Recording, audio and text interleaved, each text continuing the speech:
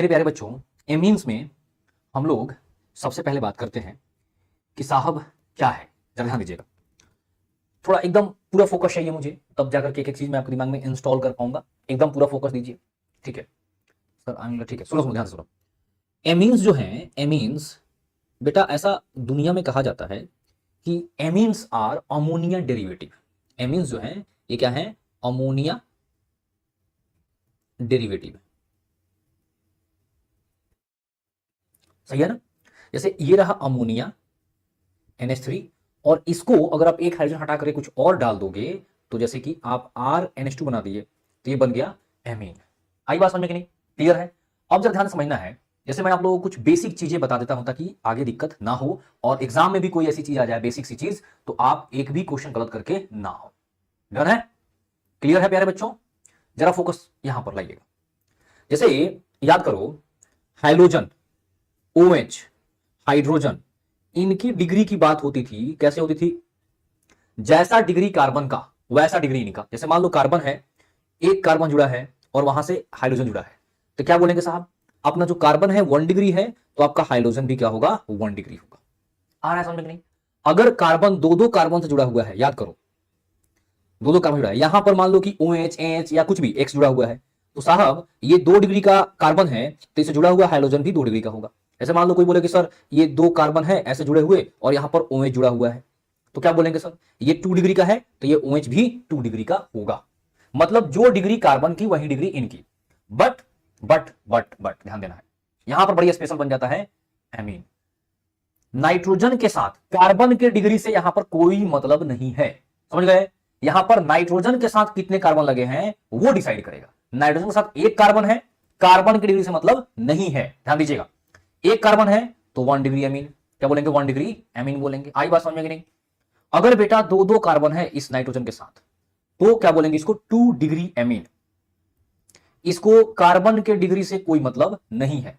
अगर नाइट्रोजन के साथ 3 कार्बन है, 3 कार्बन है, तो क्या बोलेंगे सर? इसको 3 डिग्री एमीन। जैसे इसको 2 डिग्री क्या बोलते थे? 2 डिग्री अल्कोहल। इसको क्या बोलते हैं? 2 डिग्री हेलोएल्केन। ऐसे ये क्या बन गया? 3 डिग्री एमीन। जैसे मैं मान लो एक क्वेश्चन थोड़ा सा पूछ लूं कि मेरे प्यारे बच्चे जरा एक काम करो बेटा, आप जो है मुझे एक छोटा सा प्यारा सा क्वेश्चन का आंसर दे दो। एकदम जरा फोकस दीजिए मुझे अपनी। आपसे बस मुझे एक ही रिक्वायरमेंट है, आपका फोकस।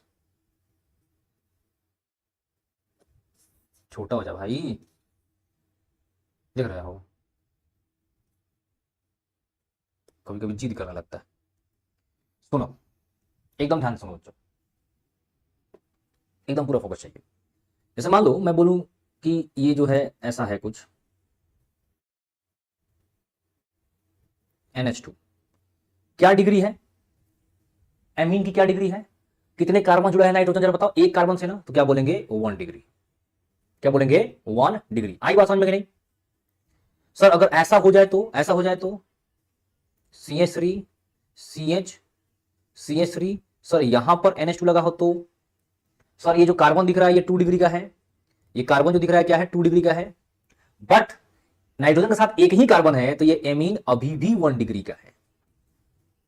आया समझ में नहीं? यानी कहने का मतलब ये है, ये कार्बन है ये 3 डिग्री का हो सकता है, बट जो N लगा है नाइट्रोजन वो स्टिल क्या होगा आपका? ये देखो, ये कार्बन क्या है? कार्बन 3 डिग्री का है, बट ये एमीन अभी भी 1 डिग्री का है। 3 डिग्री एमीन तब बोलेंगे जब 3 कार्बन जुड़ जाए किससे? नाइट्रोजन से। ऐसा हो जाए, एक कार्बन, 2 कार्बन, 3 कार्बन, तब बोलेंगे दिस इज 3 डिग्री एमीन। ठीक है? क्लियर है? आया प्यारे बच्चों समझ में? बोलो हाँ या ना। डन। जरा चैट सेक्शन में तो आग लगा दो बच्चों, अगर समझ में आ गया तो चैट सेक्शन में मेरे प्यारे बच्चों आग लगा दो। और जितने लोग भी सेशन देख रहे हैं प्लीज एक बार लाइक कर दीजिए ताकि मजा आ जाए मुझे भी, और कमेंट सेक्शन में आग जरूर लगाइए। ठीक है? डन है? चलो बहुत बढ़िया।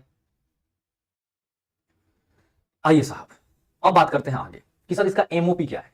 तो मैं फिर से वहीं थोड़ा पीछे हटता हूं, आप एक बार देखो सारे एमओपीज एक ही जगह पर है। बहुत कम समय में आपको सारी चीजें मैं करा दूं। इसके बाद आधे घंटे का लगभग गैप लेंगे ताकि मैं थोड़ा सा उसमें कुछ क्वेश्चंस मुझे ऐड करने हैं बायोमोलिक्यूल पीओसी में, उसको ऐड कर दूंगा। ठीक है? चलो देखिए यार, एक एक करके डिस्कस करते हैं। Sir ammonolysis reaction, ammonolysis reaction अपन हेलोएल्केन हेलोएरिन में भी पढ़े थे, याद आ रहा है क्या? अगर NH3 एक्सेस में है तो आपका क्या बनता है 1 डिग्री एमीन। और अगर आपका RX एक्सेस में है, अगर ये एक्सेस में है तो क्या बन जाएगा साहब, ये बन जाएगा क्वाटरनरी अमोनियम आयन। बताना, देख लो, क्वाटरनरी अमोनियम आयन बनेगा। डन है कहानी, सही है। अगर साइनाइड आपके पास है, अगर आप उसमें लिथियम एल्युमिनियम हाइड्राइड डाल देते हैं तो जितने कार्बन है ना, जैसे एक आर के पास जितने कार्बन होंगे प्लस एक कार्बन CN का, तो उतने कार्बन में क्या बन जाएगा आपका NH2 एमीन बन जाएगा। नाइट्रो कंपाउंड आप H2 लिंडलास कैटलिस्ट वाला, लिंडलास कैटलिस्ट में देखो उसमें थोड़ा सा हम लोग एक्स्ट्रा वो डालते हैं, क्या डालते हैं, उसकी एक्टिविटी को कम करने के लिए हम लोग उसमें एक्स्ट्रा थोड़ा सा डालते हैं पॉइजन लिंडलास कैटलिस्ट में, जैसे BaSO4 कार्बन, ठीक है, सल्फर, क्यूमुलिन या CaCO3 ऐसा कुछ डालते हैं, तब जाके बनता है। थोड़ी सी इसकी एक्टिविटी कम होती है उससे, प्लेटिनम प्लेटिनम निकल की एक्टिविटी थोड़ी सी कम होती है। अदरवाइज अगर आप डायरेक्टली डाल दोगे ना तो ये रिड्यूस कर देगा बहुत अच्छे से। तो देखो NO2 को रिड्यूस करके क्या किस में बना दिया जाता है NH2 में। इसकी जगह पर आप FeSCl भी ले सकते थे, SnHCl भी ले सकते थे और LiAlH4 भी ले सकते थे, यानी कि LaH भी ले सकते थे। इन तीनों को भी इसके साथ ले सकते थे, सेमी प्रोडक्ट मिलेगा।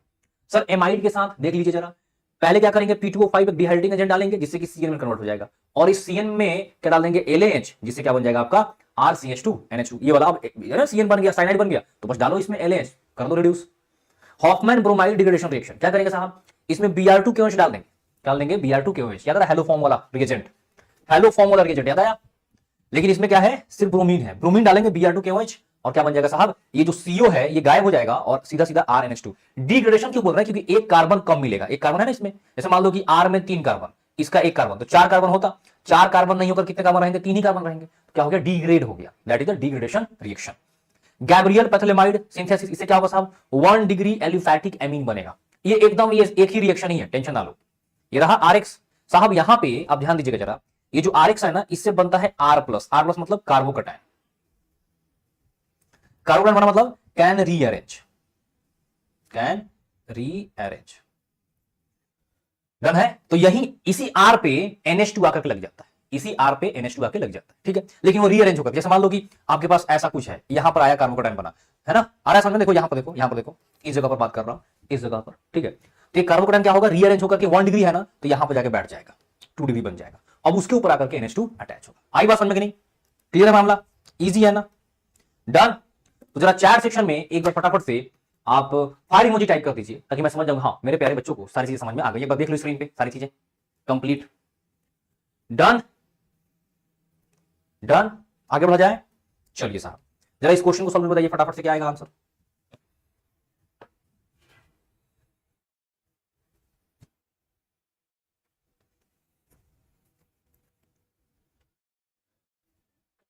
बताइए जल्दी से।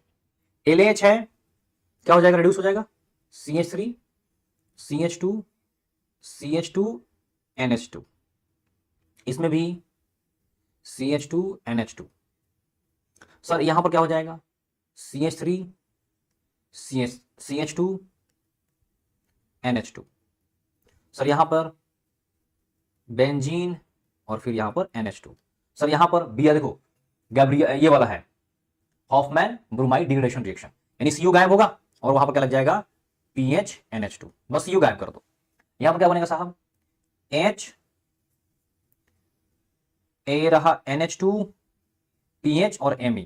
एक बात ध्यान देना, जैसे काला कार्बन है ना, तो आपका पता है जैसा ये होगा ना, जैसा ये होगा वैसा ये बनेगा, यानी रिटेंशन प्रोडक्ट बनेगा। ये क्या बनेगा, रिटेंशन प्रोडक्ट। मैं स्टीरियोकेमिस्ट्री की बात कर रहा हूं, मतलब अगर ये R होगा तो ये R बनेगा, अगर ये S होगा तो ये S बनेगा, ऐसा नहीं कि R तो S, R अगर S बन जाएगा तो क्या बोलते हैं उसको, इन्वर्ट हो गया, इन्वर्जन प्रोडक्ट। आई बात समझ में, सही है, डन। चलो आगे बढ़ते हैं बच्चों, जरा इस क्वेश्चन का आंसर दीजिए जल्दी से। बोल रहा है कि the following reaction is appropriate for converting acetamide to methanamine, acetamide to methanamine, जल्दी से, मतलब एसिटामाइड समझ में आ रहा है,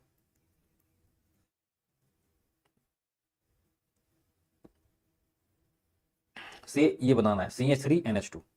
क्या चाहिए, Hoffmann hypobromide degradation reaction first. इसका आंसर बताओ बच्चों जल्दी से फटाफट, हाँ फटाफट फटाफट फटाफट जल्दी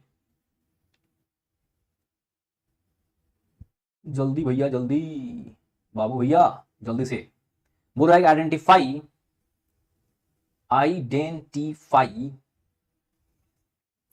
the major product C formed in the following reaction sequence.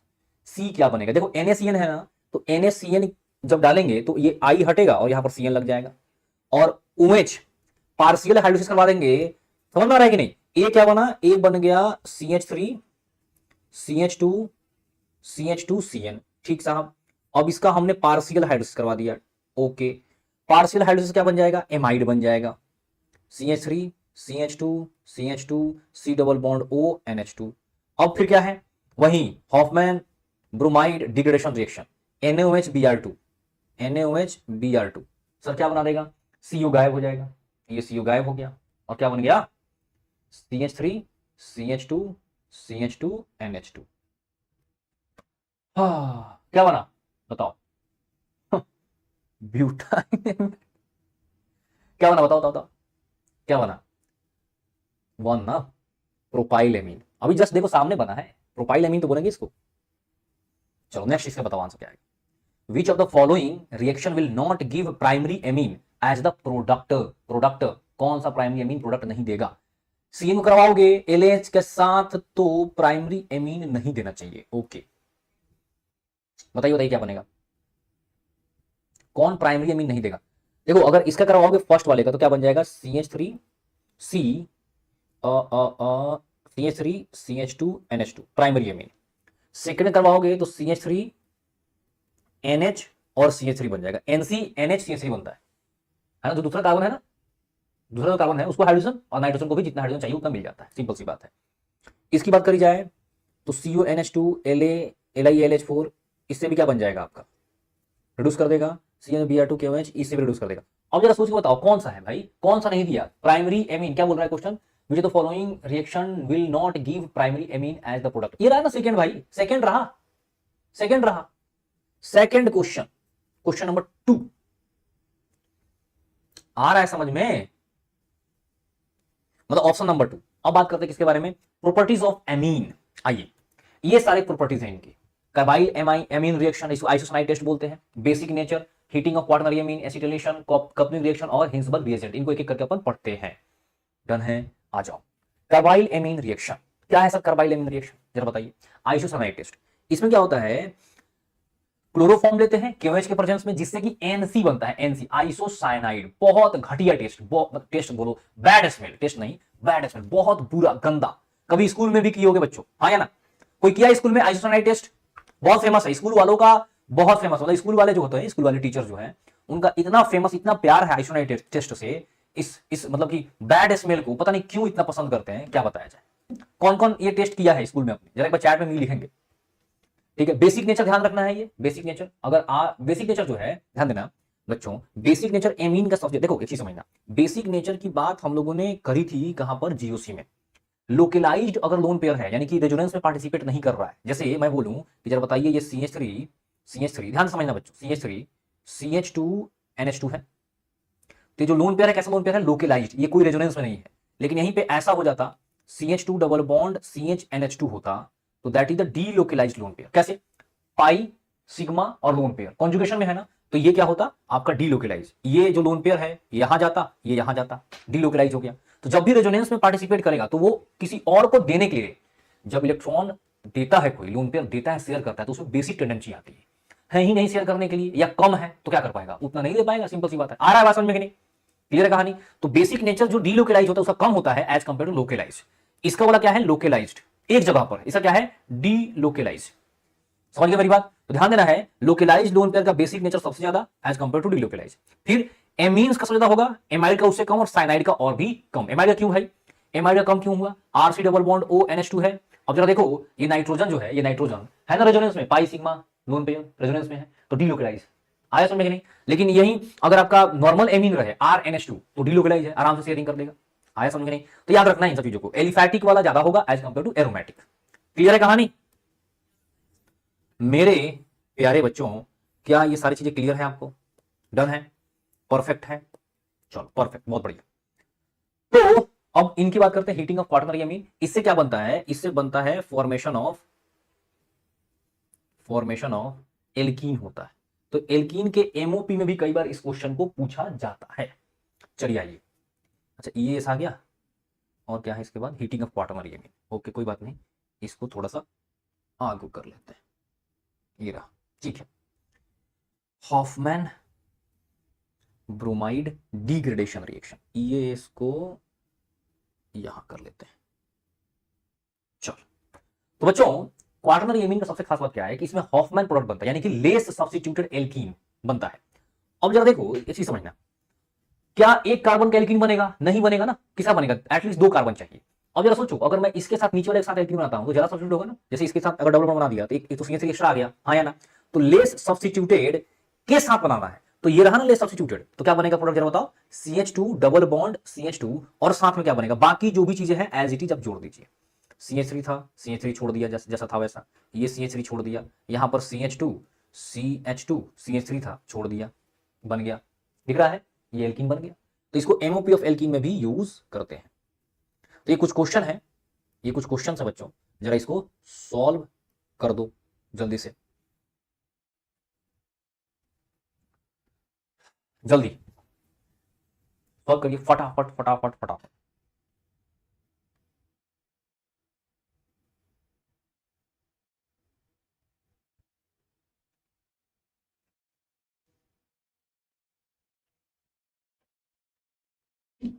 तो क्या बनेगा? देखो प्यारे बच्चों, एक एक कार्बन के साथ तो कुछ होने वाला है नहीं, जो भी होगा एटलीस्ट 2 कार्बन चाहिए, तो इस पास ऑप्शन ही नहीं था। तो CH2 डबल बॉन्ड CH2 एक तो बना, साथ में नाइट्रोजन के साथ CH3 और CH3। सर इस वाले का अभी जस्ट ये क्वेश्चन सॉल्व कर लिए, इसके साथ बनाएगा, इसके साथ नहीं बनाएगा, ये ज्यादा सब्स्टिट्यूट हो जाएगा। ये हो जाएगा CH2 double bond CH2 plus CH3 N CH2 और फिर CH3। आई बात समझ में नहीं? एज इट इज बस हो गया। अब देखो EAS ऑफ एनिलीन, एनिलीन का इलेक्ट्रोफिलिक एरोमेटिक सब्स्टिट्यूशन। मेरे प्यारे बच्चों, जब एनिलीन का ब्रोमिनेशन करवाते हैं, क्या करवाते हैं? ब्रोमिनेशन। जानते हो एनिलीन जो है बहुत ही, मतलब कि समझ लो कि स्ट्रॉन्ग, ये जो एनिलीन है ना बहुत ही तगड़ा प्लस M ग्रुप है, बहुत तगड़ा प्लस M ग्रुप है। ये जो है very very strong ring activator है, मतलब बहुत खतरनाक वाला प्लस है। पता है आपको, अगर आप इस एनिलीन, जैसे फिनॉल था ना, फिनॉल में अगर OH डाले और CH2 डाले, देखो इसको कंपेयर करते हैं फिनॉल से पहले तो, ठीक है, ये रहा OH।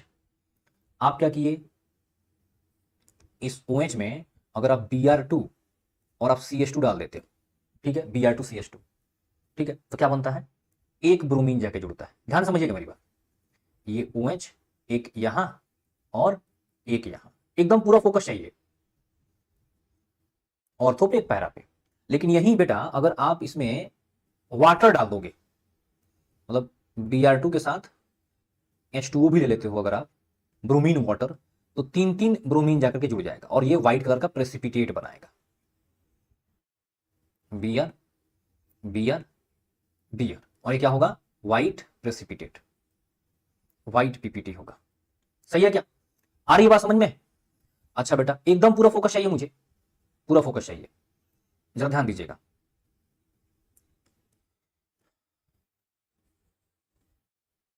सर सब जब ध्यान आप ही को दे देंगे तो मेरी वाली सर क्या करेगी?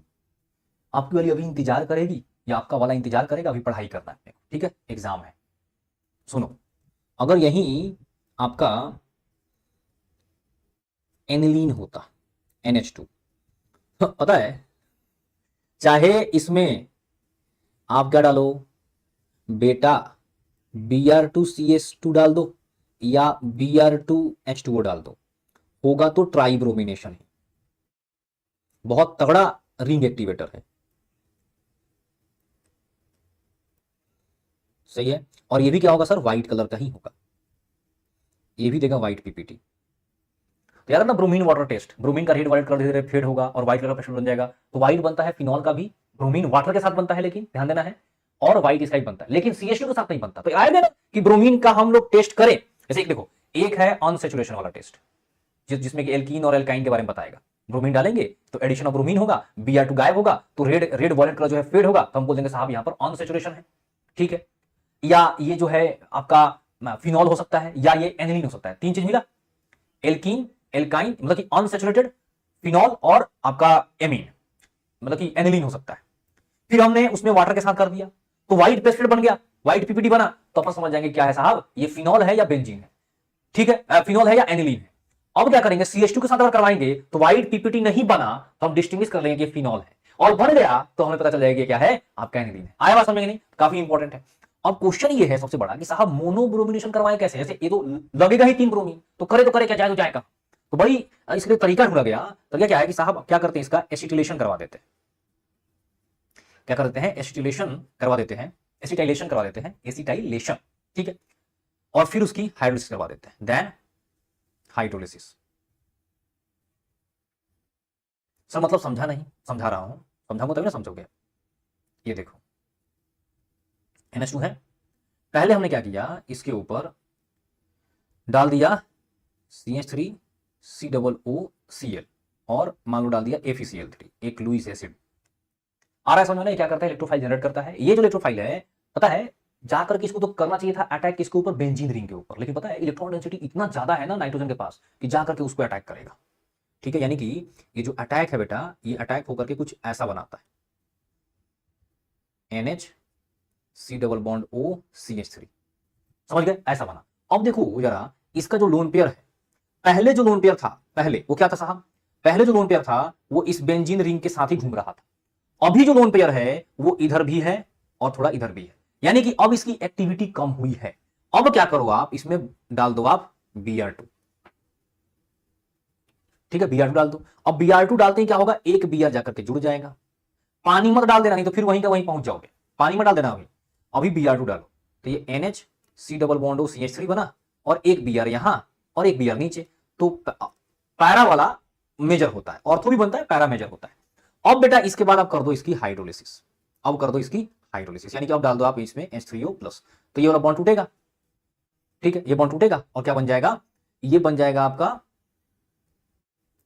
NH2Br, और ये क्या बन जाएगा, acid CH3 C double bond O OH। हो गया, बात खत्म। आया समझ में कि नहीं, देख लो जरा, देख लो कैसे हुआ, क्या हुआ, क्यों हुआ, दिखाई दिया, आ रहा है समझ में कि नहीं। तो ऐसे करके अपन क्या कर लेते हैं, इसका मोनोब्रोमिनेशन कर लेते हैं, डन है। अब जरा सुनिएगा ध्यान से, अब बारी है नाइट्रेशन की। दो चीज बड़ा इंपॉर्टेंट है, नाइट्रेशन की बारी है। ये जो आपका एनिलीन है, इसमें अगर बच्चों हम लोग डाल देते हैं कॉन्क HNO3 और कॉन्क H2SO4, ये जब डालेंगे तो क्या होगा जनाब,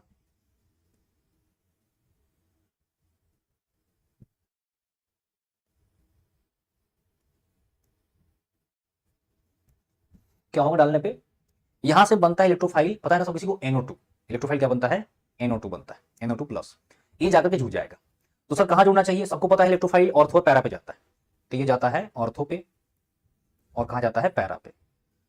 तो अपने को पता है पैरा वाला थोड़ा ज्यादा होता है, ये रहा पैरा वाला, ये रहा ऑर्थो वाला, ठीक है। और सुनो, यहां पर मेटा वाला भी बनता है, क्या बनता है, मेटा वाला भी बनता है, NH2, ये भी बनता है, एकदम ध्यान से सुनना मेरी बात, मेटा वाला भी बनता है। ये काफी इंपॉर्टेंट है, हो सकता है इस बार एग्जाम में पूछ दे, इसलिए पूरा फोकस करके ध्यान से सुनिए एक एक चीज। जब बेटा मैं मेहनत कर रहा हूं, आप भी कर सकते हो, क्या दिक्कत है इसमें।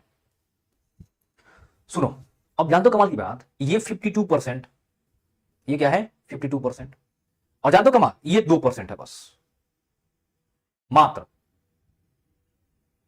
ठीक है, समझ में आ रहा है नहीं। ये लगभग कितना होता है, 46-47%, ठीक है, 46-47% के आसपास। मान लो ये कितना है तुम्हारा, 51% है, सपोज दैट, ये 51 कर लो आप, इसको 51 कर लो, इसको 2%, इसको क्या कर लो आप 47% कर लो, ठीक है ना। सर ये परसेंटेज याद रखना पड़ेगा क्या, अरे याद करोगे तो क्या दिक्कत है, हालांकि परसेंटेज नहीं पूछेगा आपसे, बट फिर भी ध्यान रखते हैं 47%, इसका 47 रखना, इसका 2, इसका 51%, बचा हुआ वो हो जाएगा।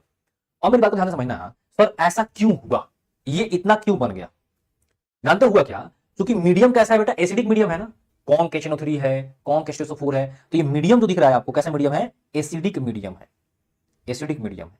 तो सर एसिडिक मीडियम से हमें क्या दिक्कत है, एसिडिक मीडियम से हमें और आपको दिक्कत नहीं है, लेकिन भाई एनिलीन साहब को उससे दिक्कत है। क्या दिक्कत है सर, एनिलीन साहब जो है ना एसिड को लेकर के बड़ी सेंसिटिव है। क्यों है? क्योंकि ये बेस है, यहां पे H+ प्रेजेंट है, इस H+ को दे देंगे अपना लोन पेयर उठा करके, ठीक है, जिसके पास जो होता है वही देता है, लोन पेयर दे देगा। अब लोन पेयर देगा, ध्यान से सुनना बेटा, एकदम ध्यान से सुनना, तो ये NH3+ बन गया। अब देखो जहां पे पहले ये क्या हुआ करता था +M, अब ये बन गया -M। -M बनते ही ये ऑर्थो और पैरा पर तो कर देगा पॉजिटिव, बचेगा क्या? मेटा पोजीशन, यानी क्या बन जाएगा ये? Meta directive. तो जरा सोचो, क्या 50-50 चांस नहीं है कि 50 इसका 50 इसका? तो देखो लगभग 50-50 बना है तो प्रोडक्ट, लेकिन सर हम चाहते हैं इससे बचना, तो क्या करें? तो फिर से आपको एसिटिलेशन करना पड़ेगा, ऐसे ही करना पड़ेगा एसिटिलेशन, यानी ये जो ऊपर वाला स्टेप दिख रहा है आपको, ये वाला स्टेप आपको नीचे रिपीट करना पड़ेगा, ठीक है, इसको रिपीट कर दो नीचे, समझ गए? इसको क्या कर दो? रिपीट कर दो। इसके बाद फिर से वही डाल दो, मतलब वही कॉन्क HNO3 और कॉन्क H2SO4। तो क्या हो जाएगा साहब? जब कॉन्क डालोगे तो क्या हो जाएगा? ये जा करके, जानते हो ना, ऑर्थो पैरा दोनों पे जाएगा, बट पैरा वाला जो है ज्यादा मेजर होता है due to less steric hindrance. NH3+O CH3 है और यहां पे जाकर के NO2 लग गया। अब क्या कर देंगे साहब? इसके बाद हाइड्रोलिसिस करवा देंगे, सिंपल सी बात है। क्या कर देंगे? हाइड्रोलिसिस डाल देंगे H3O+, डालते हैं क्या बन जाएगा? ये बस हो गया, बन गया, अपना मटेरियल तैयार है। ये NH2, यहां पर NO2 लग गया और plus CH3, C double bond OH, बस हो गया, काम खत्म हो गया। क्या चीज? पैरा एज अ मेडर प्रोडक्ट, बस बात खत्म। आई बात समझ में कि नहीं? क्लियर है? डन है? तो ये जो स्लाइड दिख रहा है आपको, ये मोस्ट इंपॉर्टेंट स्लाइड है, इसको देख लो फिर से ढंग से, एकदम आंखें खोल करके देख लो, ज्यादा से ज्यादा फोटो आंखों में चला जाए ऐसा दिखाई, देखो देखो जल्दी से फटाफट। क्लियर है?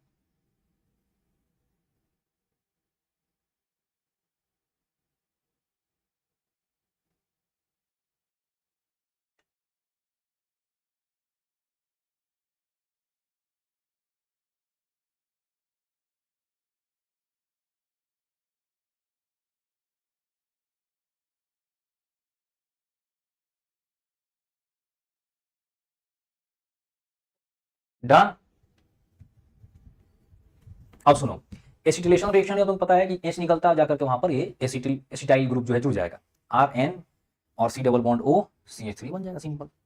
फिर इसका ये बन जाएगा आपका, इजी है, एसिटिलेशन हो जाएगा।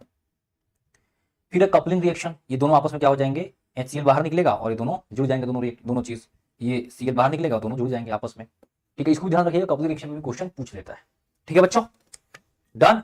हिंसबर्ग रिएजेंट क्या है साहब? हिंसबर्ग रिएजेंट C6H6SOCl SO2Cl, जब इसको डालते हैं यहां से HCl बाहर निकलता है और ये NR बनता है, ऐसे बनता है।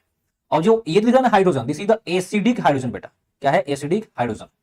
तो सर एसिडिक हाइड्रोजन, तो अब ये होता है प्रेसिपिटेट। क्या है ये? एकदम प्रोडक्ट याद रखना, प्रेसिपिटेट है, लेकिन जानते हो क्या है? ये है सॉल्यूबल इन अल्कली।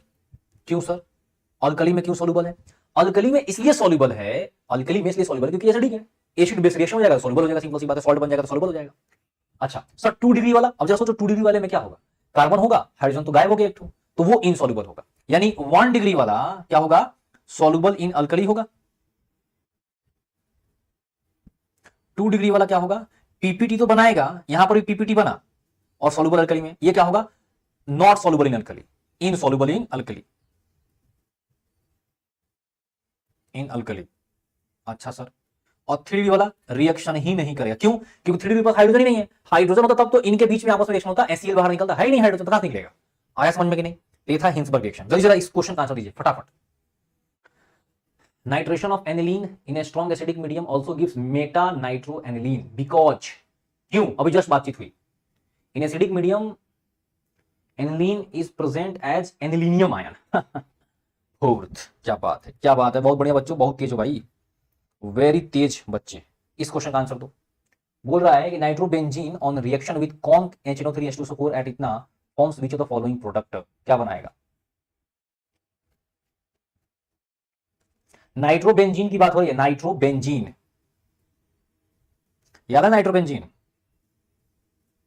बेंजीन के माथे पे NO2 लगा हुआ है, क्या बनाएगा? मेटा पे, ये क्या है? ये क्या है? ये क्या है? -M ग्रुप ना, यानी मेटा डायरेक्टिंग होगा। क्या होगा? Meta directing. और ये क्या है साहब, ये है नाइट्रेटिंग मिक्सचर NO2 देने वाला, NO2 प्लस देने वाला, इलेक्ट्रोफाइल NO2 है, तो कहां लगेगा साहब NO2 जरा बताइए। NO2 एक तो ऊपर मुंडी पे है और एक मेटा पे जाके लग जाएगा, लगा? तो क्या बन गया, ये रहा 1, ये रहा 2, ये रहा 3, तो 1,3 डाई नाइट्रो बेंजीन थर्ड। इसका आंसर बताओ, correct order of basic strength. Amine के केस में याद आ रहा है क्या था बेसिक स्ट्रेंथ, 213 213, और इथाइल केस में 231। बता दो बच्चों क्या होगा, 213 फर्स्ट आंसर।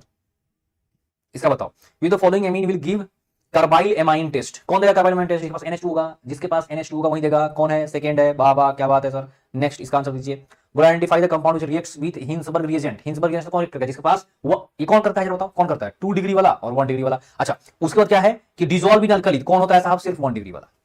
ये पीओसी का भी क्वेश्चन है, ये क्वेश्चन प्रैक्टिकल ऑर्गेनिक केमिस्ट्री का भी है, ध्यान देना है। तो कौन है वो 1 डिग्री वाला, सेकंड।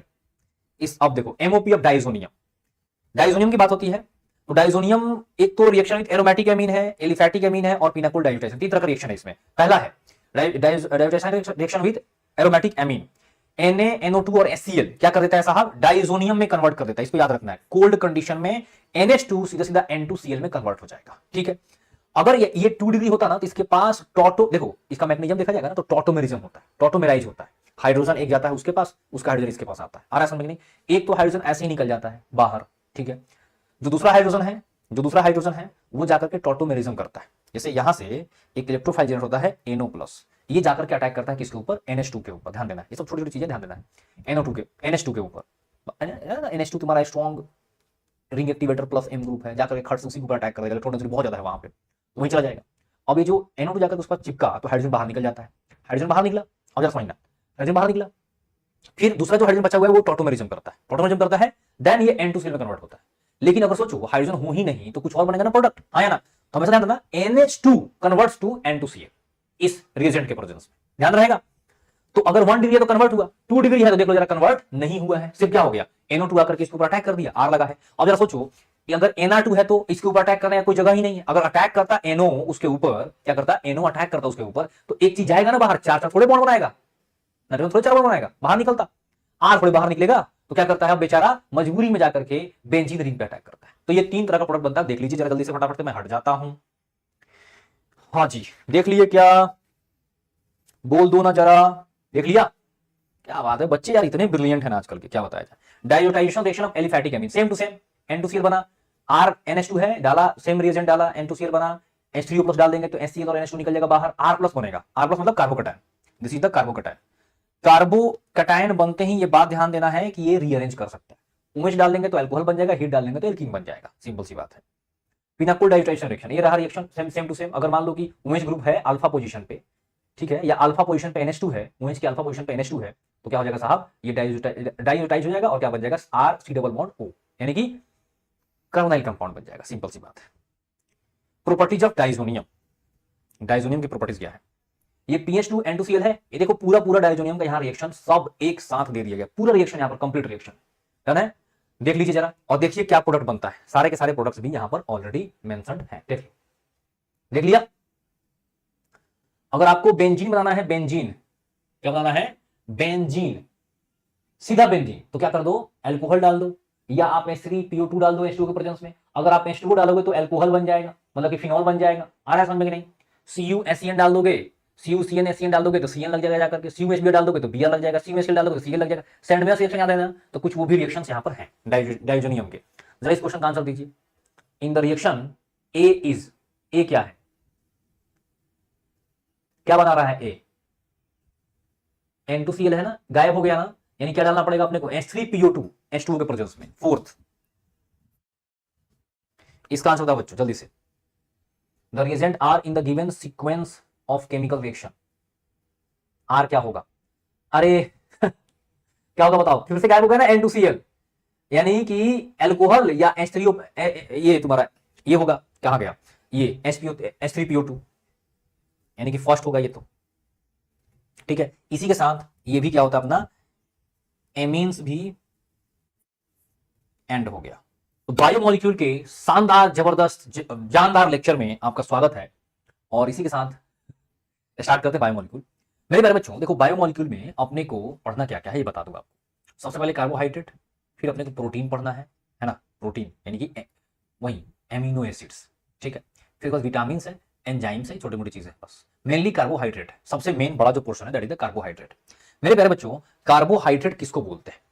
तो ऐसा दुनिया में पहले लोगों को लगता था कि कार्बोहाइड्रेट उसको बोलते हैं जो कार्बन का हाइड्रेट हो, यानी CxH2O, इसको कार्बोहाइड्रेट बोलते हैं।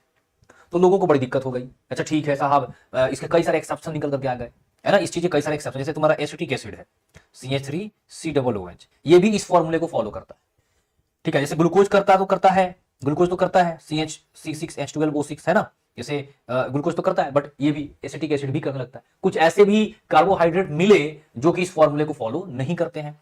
तो ये समझ में आया लोगों को कि साहब ये वाला चीज तो सही नहीं है।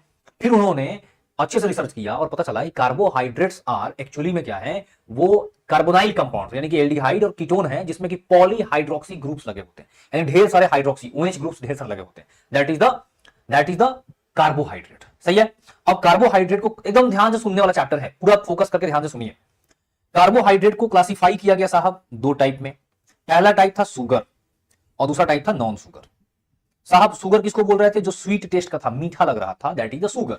और नॉन शुगर किसको कौन था? जो टेस्टलेस था, that is the non sugar. ये था क्रिस्टलाइन, ये था एमोर्फस, ये पानी में सॉल्युबल, ये पानी में इनसॉल्युबल। अब शुगर को भी दो पार्ट में क्लासिफाई किया गया, एक आपका मोनोसेक्राइड, ठीक है, और दूसरा था ओलिगोसेक्राइड्स। एकदम एक एक चीज ध्यान से सुनोगे, सारे क्वेश्चन सॉल्व हो जाएंगे। मोनोसेक्राइड्स से ही बनते हैं ओलिगोसेक्राइड्स और ये नॉन शुगर्स, ठीक है। मोनोसेक्राइड से क्या बनते हैं? ओलिगोसेक्राइड्स और नॉन शुगर। इनको पॉलीसेक्राइड्स भी बोलते हैं, देख रहे हो ना, नाम है ना पॉलीसेक्राइड्स नॉन शुगर का। ओलिगोसेक्राइड्स में 2 से 10 तक, कितने से कितने तक साहब? 2 से लेकर के, इसमें 2 से 2 to 10 क्या होगा आपका? मोनोसेक्राइड्स यूनिट होगा, या तो एल्डोज वाला या कीटोज वाला। एल्डिहाइड ग्रुप अगर लगा है तो एल्डोज, या एल्डिहाइड CHO ग्रुप लगा है तो एल्डोज, और C double bond OR group लगा है तो एल्डोज, कीटोज हो जाएगा। कीटोन वाला ग्रुप तो कीटोज, एल्डिहाइड वाला ग्रुप तो एल्डोज। आई बात समझ में नहीं? क्लियर है कहानी?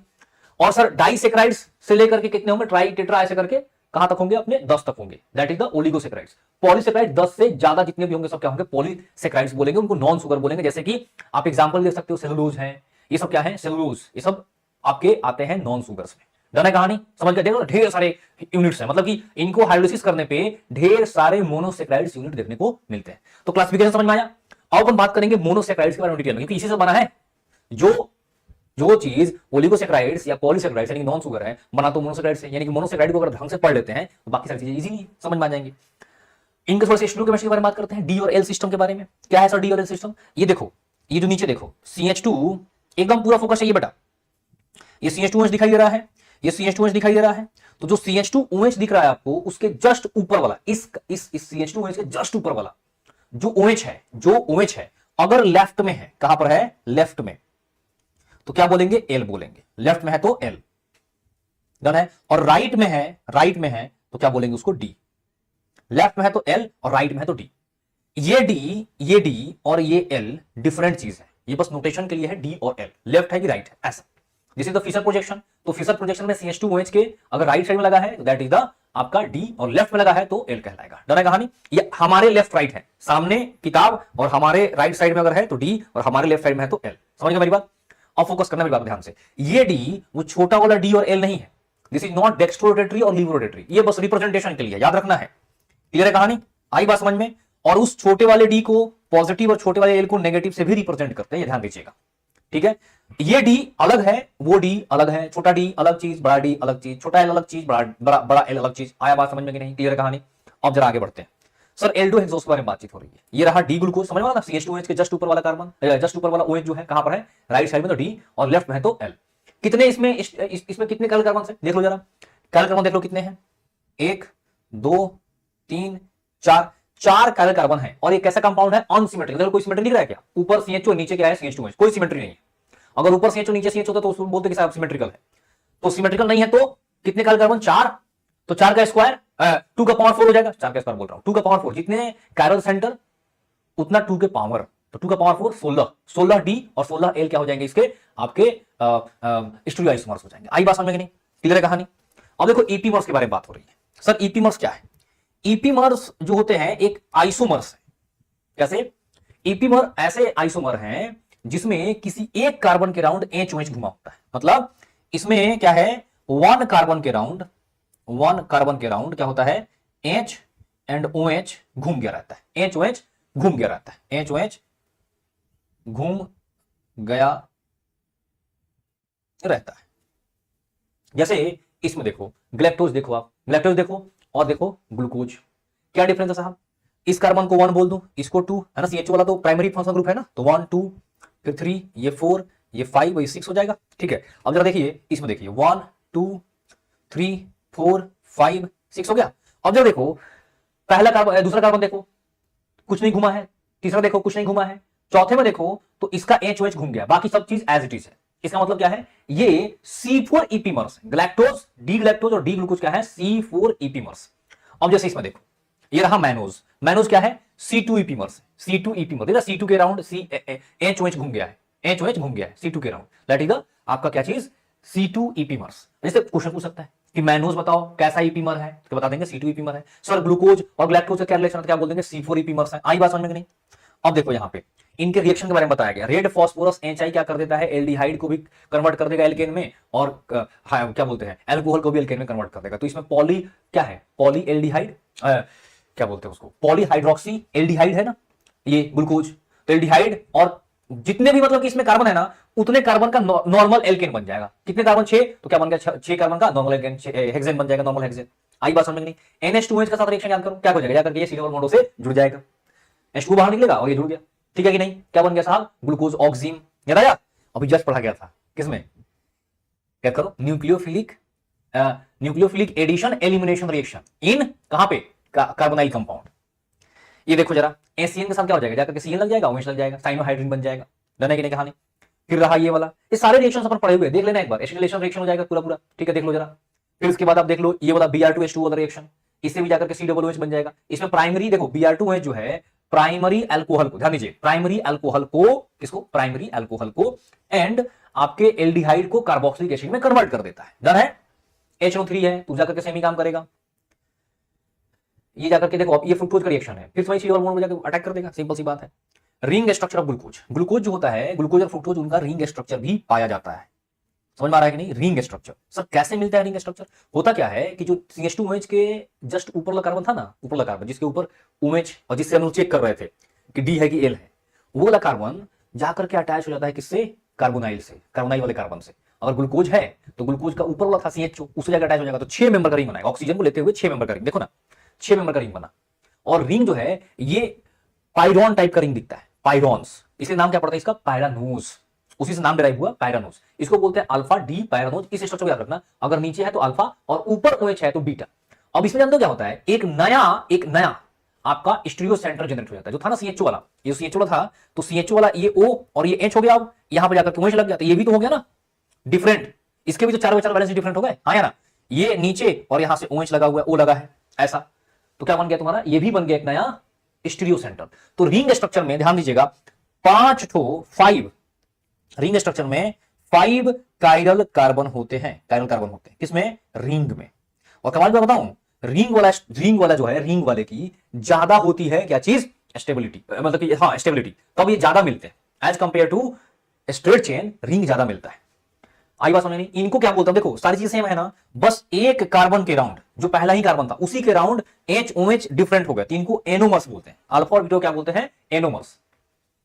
एनोमर्स उसको बोलेंगे, एनोमर्स उसको बोलेंगे जो कि रिंग में, रिंग स्ट्रेट चेन है, स्ट्रेट चेन के 2 रिंग बने, आ रहा है समझ में कि नहीं। जैसे ये देखो जो नया बना, ये OH और ये H, इसकी जगह पर तो ऐसा भी तो हो सकता है OHH, तो इससे एक ऊपर एक नीचे, एक ऊपर एक नीचे, ऐसा हो सकता है। तो यहां पर इन दोनों के डिफरेंस की वजह से जो ईपीमर जनरेट हुआ, ईपीमर बना, स्ट्रेट एक ही स्ट्रेट चेन का 2 जो साइकिल बना अल्फा बीटा, उनको ईपीमर्स ना बोलकर क्या बोलते हैं, एनोमर्स। क्या बोलते हैं, एनोमर्स। आया समझ में, कोई पूछे जरा बताओ एनोमर्स क्या है, तो क्या बोलेंगे, एनोमर्स आर ईपीमर्स, किसका, सेम स्ट्रेट चेन के साइकिल का। समझ गए मेरी बात। अब देखो ये जो बता रहा था, anomer is epimer at the hemiacetal और hemiketal carbon in cyclic saccharides on an atom called as anomeric carbon. Simple सी बात है, ये रहा एनोमेरिक कार्बन, ये कार्बन क्या है, एनोमेरिक कार्बन, इसी के राउंड क्या है, HOH डिफरेंट है। अब टॉलिन्स रिएक्शन के साथ रिएक्शन इसका और इसका देख लो जरा एक बार जल्दी से। मैं इधर हट जाता हूं भाई, पूरा रिएक्शन देख लीजिए, देख लिए, परफेक्ट। चलो आगे बढ़ते हैं। फ्रुक्टोज है, ये फ्रुक्टोज का 5 मेंबर का रिंग बन जाएगा, ठीक है। इसमें क्या है कि एक ऊपर चला गया, ये तो नीचे आता है ना, एल्डिहाइड नहीं, इसमें क्या आता है, कीटोन आता है, तो नीचे आ गया, तो ये 5 मेंबर इसको बोलते हैं फ्यूरानोज स्ट्रक्चर। ऐसा थोड़ी चीजें ध्यान देना है, ये पढ़ लीजिएगा, पॉजिटिव देगा टेस्ट, ठीक है। फिर आपका ऑक्सीडेशन ऑफ फ्रुक्टोज है, फ्रुक्टोज पॉजिटिव टेस्ट देता है, ध्यान देना, फ्रुक्टोज है। और फिर क्या आपका Br2 वाटर, कोई रिएक्शन नहीं होगा।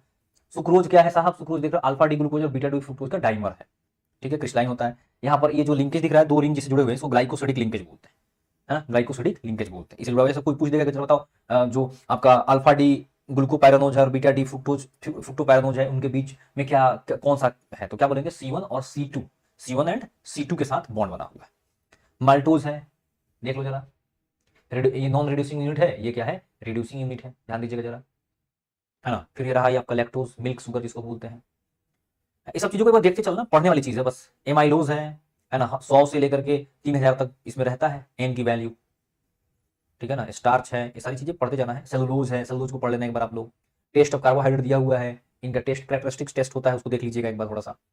एमिनो एसिड्स, एमिनो एसिड्स क्या होते हैं, एमिनो एसिड जिसमें कि एमीन ग्रुप यानी कि NH2 और COOH दोनों ग्रुप्स प्रेजेंट हो, एक एसिडिक एक बेसिक, तो क्या होता है, ये जाकर के आपस में ही एक अपना H+ दे देता है तो एक H+ ले लेता है, तो ये बन जाता है आपका iso electronic ion, zwitter ion. ये ग्लाइसिन है, ग्लाइसिन ऑप्टिकली इनएक्टिव होता है, एक ही एमिनो एसिड है जो ऑप्टिकली इनएक्टिव होता है, बाकी सारे सारे क्या होते हैं, ऑप्टिकली एक्टिव होते हैं, देख लीजिए, ठीक है। ये जो अगर ये जो है आपका NH2 अगर किधर है, NH2 अगर लेफ्ट साइड में है, लेफ्ट साइड में तो क्या बोलेंगे L, और राइट में है तो D बोलेंगे, सिंपल सी बात है, वही है सेम।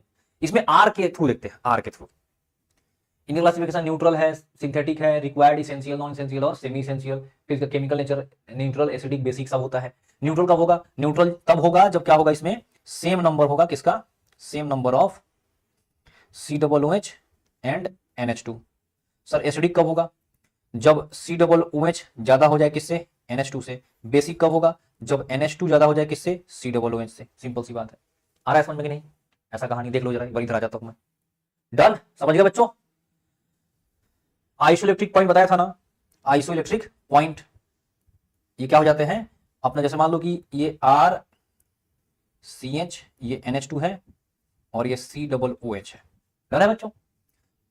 तो होता क्या है कि ये H दिया तो इसके पास लोन पेयर है, ये इस H को पकड़ लेता है, तो ये तो आयोनाइज हो गया, ये तो आयोनाइज हो गया, और ये क्या बन गया, NH3+, तो ये बना आपका zwitter ion, this is the zwitter ion,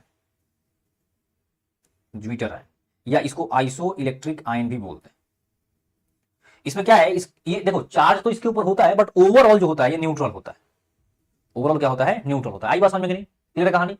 इसका आप अपन पीएच भी निकाल सकते हैं, मान लो कि बेसिक है तो सिर्फ NH2 जितने प्रेजेंट है उनका जोड़ देंगे और डिवाइड कर देंगे, मान लो 2 है तो 2 से डिवाइड कर देंगे, 3 है तो 3 से डिवाइड कर देंगे, आई समझ में कि नहीं। ऐसे ही मान लो अपने पास एसिडिक है तो जितने भी COOH है उनका pKa जोड़ लेंगे और जितने नंबर है उससे डिवाइड कर देंगे, मान लो कि 2 है तो 2 से डिवाइड कर देंगे, 3 है तो 3 से डिवाइड कर देंगे, सिंपल सी बात है। और सर न्यूट्रल है तो आपका pK लेंगे, किसका pK ले लेंगे, इसका COOH का, और pK ले लेंगे NH2 का, दोनों को जोड़ देंगे, 2 से डिवाइड कर देंगे, बस आ जाएगा आंसर। आया बात समझ में नहीं। एसिड है तो एसिड के थ्रू और बेस है तो बेस के थ्रू, सिंपल, है कहानी। ये सारी कहानी वहां लिखी हुई है, ठीक है। पेप्टाइड लिंकेज होता है, पेप्टाइड लिंकेज होता है, ध्यान देना है, कार्बन में और नाइट्रोजन के बीच में पेप्टाइड लिंकेज बनता है, ठीक है। प्रोटीन्स की बात होती है, chemically proteins are high polymers, और ये सब इन्हीं से बनते हैं। प्रोटीन मतलब कि एमिनो एसिड से ही बनते हैं, ढेर सारे प्रोटीन्स होते हैं।